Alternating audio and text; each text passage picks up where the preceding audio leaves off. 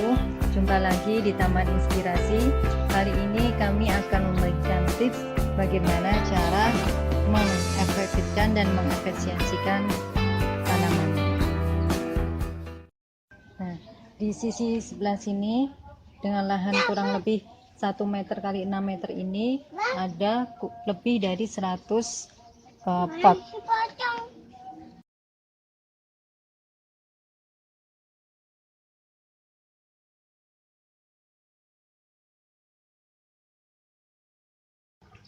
Dan ini adalah contoh cara penataan tanaman yang efektif dan efisien. Dan ini ada pot besar dan pohon tin yang paling besar kita tempatkan paling belakang. Ini depan saya.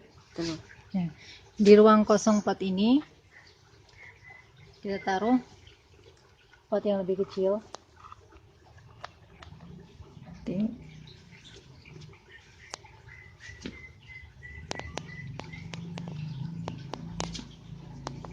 Kemudian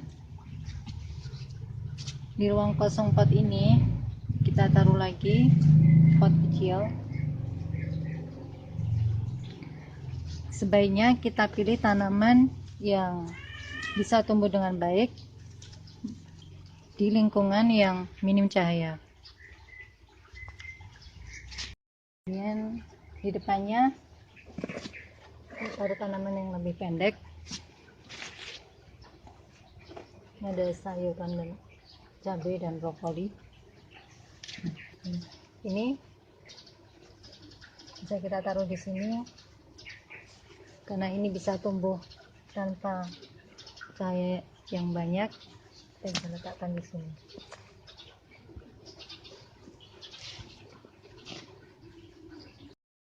Bagian paling depan kita taruh tanaman yang paling pendek sehingga cahaya tidak menghalangi di belakangnya.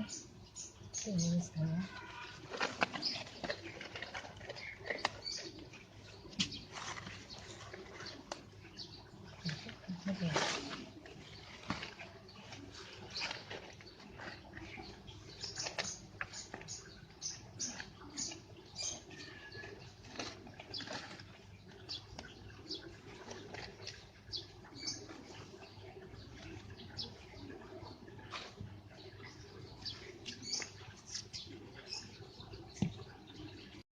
Seperti inilah contoh penataan tanaman yang efektif dan efisien di lahan yang sempit.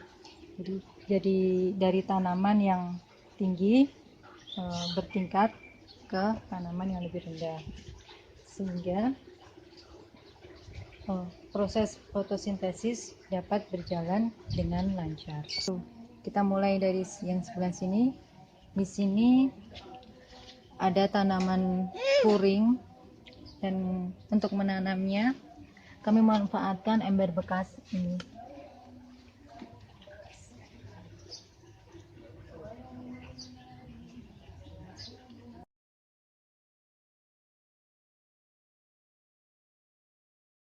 Baris yang terdepan kami taruh tanaman-tanaman hias dan sayuran seperti ini. Misalnya ini lili paris sepanjang barisan depan ada tanaman lili paris yang diselingi dengan tanaman sayuran-sayuran seperti ini. Misalnya ini adalah sayuran brokoli. Dengan memanfaatkan bakul plastik bekas ini satu bakulnya kami isi 3 buah tanaman sayuran brokoli. Ada juga sawi putih. Ini sawi putih. Ini sawi pakcoy. Satu pot ada 2 sawi pakcoy. Kemudian ini kami mencoba menanam bawang bombay di pot. Ini sudah berumur 1 bulan kira-kira. Sudah mulai. Kemudian ada bayam merah. Kami juga memanfaatkan bakul-bakul dari plastik, bakul bekas. Ini sudah 2 minggu.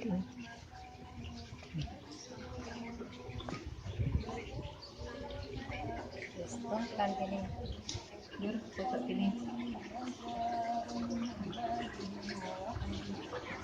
sampai di sudut kolam.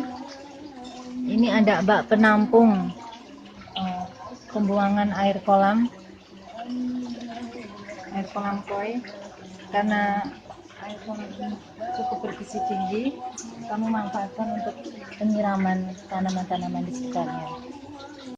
Kemudian di sisi sebelah sini, yang pojok sini juga ada pohon puring, ada beberapa pohon puring, ada pohon ini bambu air, dan kami memanfaatkan ini bak bekas yang sudah tidak terpakai besar. Kedua, kami tanami dengan brokoli dalam pot. Kami selingi dengan ini tanaman hias bunga melati Jepang. Lalu dengan sistem tumpang sari, kami memanfaatkan pot-pot brokoli ini, kami tanami cabai juga seperti ini dan ini. Dan meski satu pot itu ada 2 tanaman, tapi insya Allah dapat tumbuh dengan subur. Dan ini sudah mulai berbuah cabainya. Ini satu pot dengan ini tanaman brokoli ini.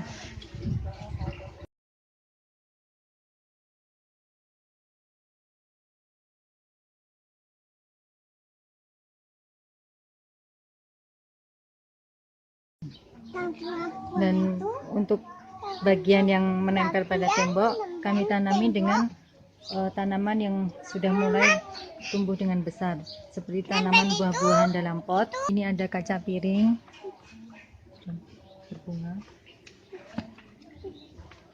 Sebelahnya ada pohon jambu air,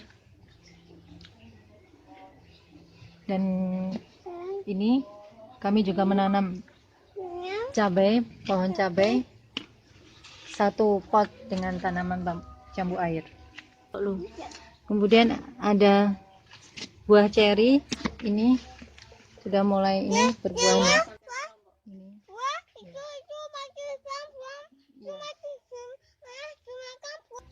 Kemudian itu di belakang ada pohon belimbing yang sudah mulai besar. Kalau itu tidak dipot, langsung ditanam.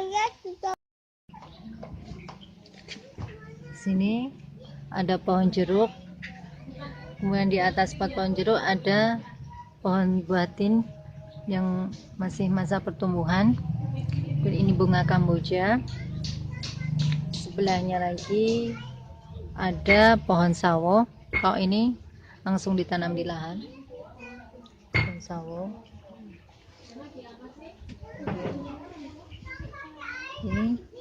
Ini buah tin yang sudah mulai berbuah. Dan jambu biji sudah mulai berbuah. Dan di pot jambu biji ini juga ada buah tin. Masih dalam masa pertumbuhan juga. Dan ini yang terakhir ada bunga kaca piring yang sudah mulai cukup besar.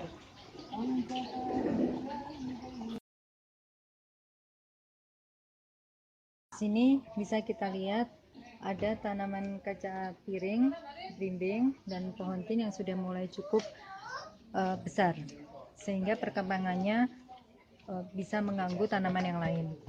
Dan kami mencoba mengatasinya dengan mengikat ranting-ranting seperti ini. Di sini bisa kita lihat kami mengikatnya antara ranting yang satu dengan ranting yang lain, kami ikat demikian. Kemudian kami arahkan ikatan tersebut agar pertumbuhan dari tanaman-tanaman yang sudah besar ini tetap menempel pada tembok.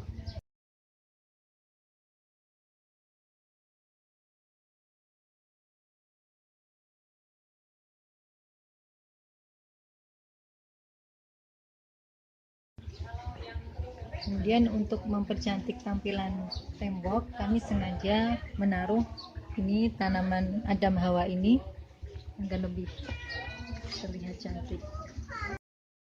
Tujuan kami mengikat dan menempelkannya pada tembok, yakni yang pertama memberi ruang cahaya, terutama cahaya matahari, pada tanaman di sekitarnya, terutama yang lebih pendek atau di bawahnya. Kemudian yang kedua, mempercantik tampilan tembok. Jadi tetap terlihat asri, indah, dan tertata. Kemudian yang ketiga, yakni pengikatan ini adalah salah satu metode untuk mempercepat pertumbuhan tunas, bunga, dan buah pada tanaman-tanaman tadi yang telah kami sebutkan. Dan yang terakhir, agar pertumbuhan daun dan dahan yang semakin melebar tidak menghalangi jalan. Demikianlah tips dari kami. Ternyata dengan lahan yang sempit dan pada tanaman ini, semua tanaman dapat tertata dengan rapi, indah, dan semua terawat dengan baik, subur, dan menghasilkan. Terima kasih. Wassalamualaikum warahmatullahi wabarakatuh.